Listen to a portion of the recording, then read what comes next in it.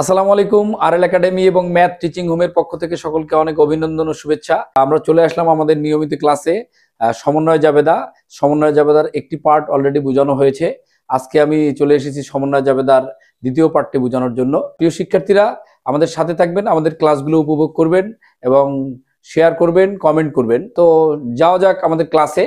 তো আমাদের ক্লাস হচ্ছে সমন্বয় জাবেদা। ইতিপূর্বে আলোচনা করা হয়েছে যে বিষয়গুলো এখনো হিসাবভুক্ত হয়নি একটি হিসাবকালে, সেই বিষয়গুলোকে হিসাবভুক্ত করার জন্য যে জাবেদা প্রদান করা হয় সেটিকে বলা হয় সমন্বয় জাবেদা। তো গত ক্লাসে আমরা ব্যয় সংক্রান্ত তথ্য বুঝাইছি, আর আজকে আমাদের ক্লাস হচ্ছে আয় সংক্রান্ত তথ্যের। তো একটি ব্যবসা প্রতিষ্ঠানে আয়ের বকেয়া হতে পারে, আয়ের অগ্রিম হতে পারে এবং অগ্রিম আয়ের আংশিক আয় হিসাবে পরিগণিত হতে পারে। সেক্ষেত্রে একটি ব্যবসা প্রতিষ্ঠানে যদি আয়ের বকেয়া হয় তাহলে সমন্বয় জাবেদা হবে সংশ্লিষ্ট বকেয়া বা প্রাপ্য আয় হিসাব ডেবিট, সংশ্লিষ্ট আয় সমূহ ক্রেডিট। তো এখানে আয় যদি বকেয়া থাকে তাহলে আসলে হিসাব খাত, আমরা ইতিপূর্বে বলেছি আয় হওয়া মানে আয়ের পরিমাণ বৃদ্ধি পাওয়া। তো আয় যদি বৃদ্ধি পায় তাহলে ক্রেডিট, বিধায় এখানে আয় আছে আমার ক্রেডিট দিকে। আর আয়ের বকেয়া সম্পদ, আমি এটাও বলেছিলাম যে হিসাব বিজ্ঞান শিখতে গেলে চারটি গুরুত্বপূর্ণ কথা খুবই ভালোভাবে মনে রাখতে হবে। যেমন আয়ের বকেয়া সম্পদ, আয়ের অগ্রিম দায়, ব্যয়ের বকেয়া দায়, ব্যয়ের অগ্রিম সম্পদ। তো এখানে আয় বকেয়া হলেও আয়, আয় নগদ হলেও আয়। তো এখানে যেহেতু আমরা আয় পাবো না বিধায় এটি হিসাবভুক্ত হয়নি, পরবর্তীতে পাওয়া যাবে, সেজন্য সংশ্লিষ্ট বকেয়া বা প্রাপ্য আয় হিসাব ডেবিট, সংশ্লিষ্ট আয় হিসাব ক্রেডিট। তো আয়ের ক্ষেত্রে আমাদের দুইটি উদাহরণ শিখতে হবে। প্রথমটি হচ্ছে যে যদি আয়ের খাত উল্লেখ না থাকে সেক্ষেত্রে আমাকে লিখতে হবে প্রাপ্য হিসাব ডেবিট, সেবা হিসাব ক্রেডিট। বিষয়টি হচ্ছে যে আমাদের সারা ওয়ার্ল্ডে দুই ধরনের প্রতিষ্ঠান আছে। কিছু প্রতিষ্ঠান আছে পণ্যদ্রব্য ক্রয় বিক্রয়কারী প্রতিষ্ঠান, আর কিছু প্রতিষ্ঠান আছে সেবাদানকারী প্রতিষ্ঠান। তো সেবাদানকারী প্রতিষ্ঠানের ক্ষেত্রে যে সেবা প্রদান করা হয়েছে কিন্তু টাকা এখনো পাওয়া যায়নি বা অর্জন করা হয়নি, সেক্ষেত্রে নির্দিষ্ট করে সেবা কোন খাতে সেবা দিছি সেটি উল্লেখ থাকে না, বিধায় সেক্ষেত্রে আমাদেরকে ব্যবহার করতে হবে প্রাপ্য হিসাব ডেবিট, সেবা হিসাব ক্রেডিট।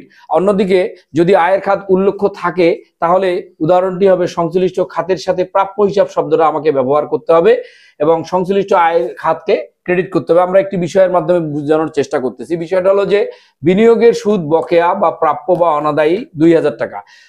পূর্বে আমাদের আয়ের খাত উল্লেখ থাকে না, শুধু বলা থাকে যে সেবা প্রদান করা হয়েছে কিন্তু অর্থ এখনো পাওয়া যায়নি, বা সেবা প্রদান করা হয়েছে, বিল প্রেরণ করা হয়েছে, অর্থাৎ নির্দিষ্ট করে সেবার খাত উল্লেখ থাকে না। আর এখানে নির্দিষ্ট করে সেবার খাত উল্লেখ আছে যে কোন খাতে আমি টাকা পাইনি, যে বিনিয়োগের সুদ বাবদ টাকা পাইনি বা আদায় করতে পারিনি। প্রিয় শিক্ষার্থীরা, মনে রাখবেন যে আয়ের বকেয়ার ক্ষেত্রে বকেয়া শব্দটা উচ্চারণ না করে প্রাপ্য শব্দটা উচ্চারণ করা অনেক বেটার। কারণ আয় আমরা সার্ভিস দিছি বা পণ্য বিক্রি করছি বা অন্য অন্য খাতে সার্ভিস দিছি কিন্তু টাকা এখনো পাইনি, বিধায় সেক্ষেত্রে প্রাপ্য হিসাব শব্দটা ব্যবহার করা যুক্তিযুক্ত। যদি নির্দিষ্ট করে আয়ের খাত উল্লেখ থাকে এবং সেটা যদি আদায় করা না হয় সেটা হচ্ছে আয়ের বকেয়া, সেক্ষেত্রে আমাকে প্রাপ্য বিনিয়োগের সুদ হিসাব ডেবিট লিখতে হবে এবং বিনিয়োগের সুদ হিসাব ক্রেডিট লিখতে হবে। সেটা বিনিয়োগের সুদ বকেয়া হতে পারে, কমিশন অনাদায়ী হতে পারে। অনাদায়ী মানে যা এখনো আদায় করতে পারেনি, এই অনাদায়ী শব্দটা দ্বারাই বুঝবো যে এটা আয়ের বকেয়া। এবং যদি কমিশন বকেয়া থাকে তখন আমরা লিখতাম প্রাপ্য কমিশন হিসাব ডেবিট, কমিশন আয় হিসাব ক্রেডিট। ঠিক তেমনি আরো অন্যান্য ক্ষেত্রে যেমন শিক্ষানবিশ সালামি যদি বকেয়া থাকে সেক্ষেত্রে আমাকে লিখতে হবে প্রাপ্য শিক্ষানবিশ সালামি হিসাব ডেবিট, শিক্ষানবিশ সালামি হিসাব ক্রেডিট। তো প্রিয় শিক্ষার্থীরা, আমরা যদি আয়ের বকেয়া থাকে তাহলে সেটি কিভাবে সমন্বয়ে ভুক্ত করতে হবে সেটি শিখালাম। পরবর্তীতে আমাদের শিখতে হবে যদি আয়ের অগ্রিম হয় তাহলে সেক্ষেত্রে জাবেদা কি হবে, এবং যদি অগ্রিম আয়ের আংশিক আয় হিসাবে বিবেচিত হয় তাহলে সেক্ষেত্রে জাবেদা কি হবে। আপনারা সঙ্গে থাকুন, আমরা পরবর্তী বিষয়গুলো শেখানোর চেষ্টা করতেছি। প্রিয় শিক্ষার্থীরা, সাথে থাকার জন্য ধন্যবাদ। আমরা বুঝতেছি যে যদি অগ্রিম আয় বা অনুপার্জিত আয় হয় সেক্ষেত্রে সমন্বয় জাবেদা হবে। আসলে আয়ের অগ্রিমের ক্ষেত্রে আমি ইতিপূর্বে বলছি যে অনুপার্জিত শব্দটা ব্যবহার করা যুক্তিযুক্ত। অনুপার্জিত যা আমরা এখনো উপার্জন করতে পারিনি। তো যদি আয়ের অগ্রিম হয় সেক্ষেত্রে সমন্বয় জাবেদা হবে। আচ্ছা, অগ্রিম আয়ের ক্ষেত্রে আমরা যদি হিসাব খাত নির্বাচন করি, যেহেতু আমরা ইতিপূর্বেই বলছি বা আবারও বলছি যে আয়ের অগ্রিম দায়, আয়ের অগ্রিম দায়। তো দায় হওয়া মানে দায়ের পরিমাণ বৃদ্ধি পাওয়া। তো আমাদের সূত্র বলতেছে যে যদি দায়ের পরিমাণ বৃদ্ধি পায় তাহলে ক্রেডিট। আর আয়ের অগ্রিম তার মানে এখনো আয় হয়নি, আয় না হওয়া মানে আয়ের পরিমাণ কমে যাওয়া।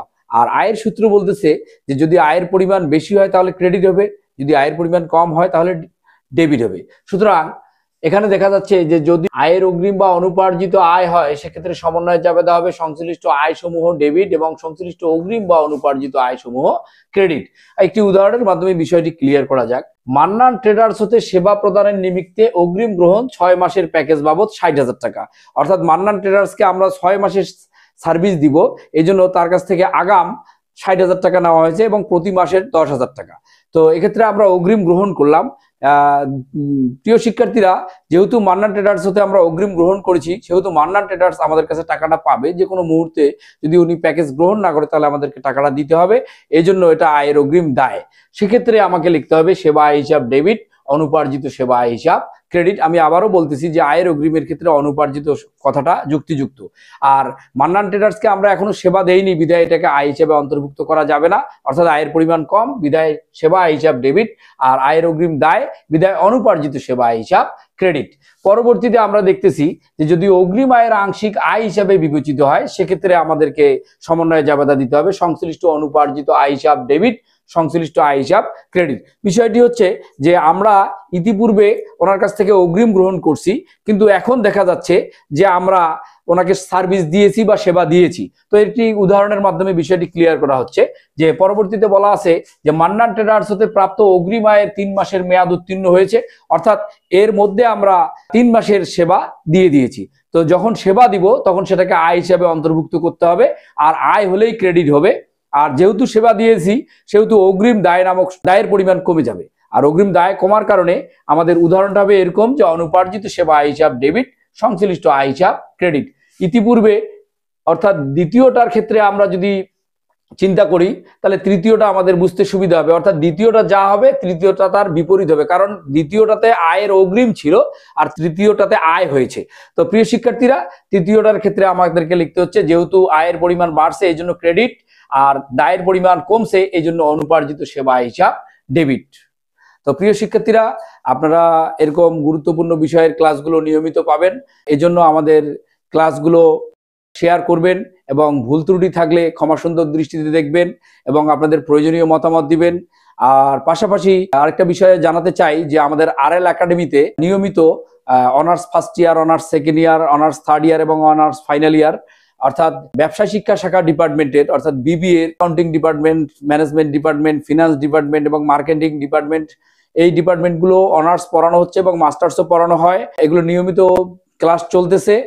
পাশাপাশি আমাদের আরএল একাডেমিতে যারা অনার্সের দেখা যাচ্ছে যে কম্পালসারি ইংলিশ আছে সেটির জন্য যোগাযোগ করতে পারেন, এখানে নিয়মিত কম্পালসারি ইংলিশ ক্লাস করানো হয়। তো আমার বিনীত অনুরোধ থাকবে ক্লাসগুলো শেয়ার করবেন এবং আপনাদের মূল্যবান মতামত জানাবেন।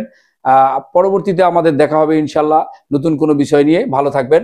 আসসালামু আলাইকুম।